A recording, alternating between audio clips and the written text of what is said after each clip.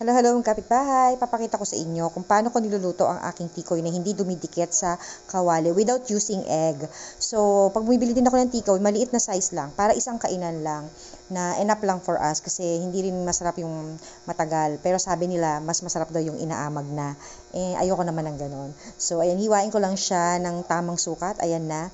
And ang ginagamit ko ay cornstarch. Yes, cornstarch ang ginagamit ko para hindi madikit sa kawali. At bukod doon, pag naluto siya, crispy-crispy pa yung mga gilid niya. Kaya mas masarap siyang kainin kumpara sa egg na, 'di ba, puro mamantika, tapos bukod sa mamantika siya is for me nalalansahan ako. Pero syempre, iba-iba tayo ng preference kung anong gusto natin. And meron din naman kasing iba't ibang klase ng way ng pagluluto ng tikoy. Yung iba, nilalagay nila sa turon wrapper, lumpia wrapper, and then sinasamahan ng cheese, or sinasamahan ng ube. Depende sa inyo kung anong trip nyo, kung paano nyo kakainin ng tikoy. And by the way, meron din ako nitong sa channel ko, sa YouTube channel ko na how to make tikoy with just 3 ingredients. Ayan, hanapin nyo lang dun sa aking mga video upload sa aking YouTube.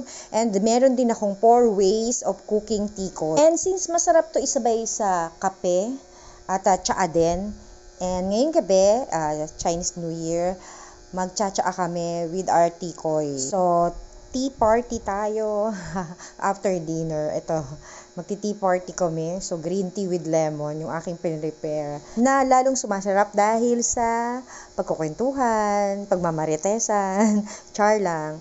And syempre, alam naman natin lahat na pag Chinese New Year, ayan, hindi mawawala ang tikoy. At hindi pwedeng mawala, syempre, di ba, kagaya nga pag may mga Chinese friend tayo, ang una natin sinasabi, pahingi naman tikoy, di ba? Tikoy is, New Year's, Chinese New Year cake siya.